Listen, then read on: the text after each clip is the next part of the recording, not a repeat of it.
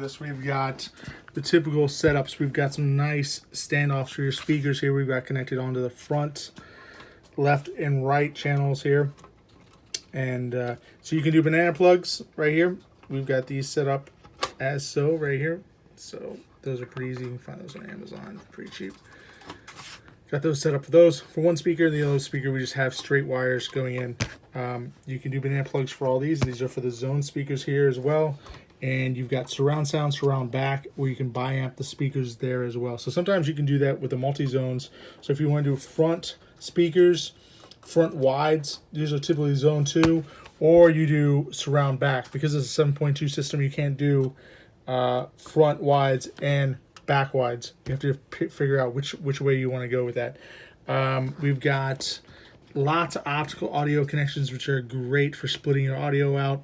We've also got several RCA connections here. We got for your turntable, which is great, CD, mini disc, DVD, digital TV cable. You've got your DVR in and out, VCR in and outs, and then you've got your subwoofer right here. You can do multi-channel input, subwoofer right here.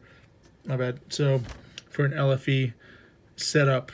And then we've got some pre-out setups as well. So if you want to do pre-out to another amplifier, you can do that. And then we've got component setups over here with S-video connections for every imaginable device you could think of, as well as your component video out. So we've got DVD, digital TV, DVR, and you got a monitor option as well. I'm trying to get this cable out of the way here. So you can see that 380 watt total on this device. And yeah, thanks for watching. As always, give us a thumbs up if you like this video. Hit the subscribe button if you want to see more of our eBay listings. And thanks for watching. Comment if you have any questions. Bye for now.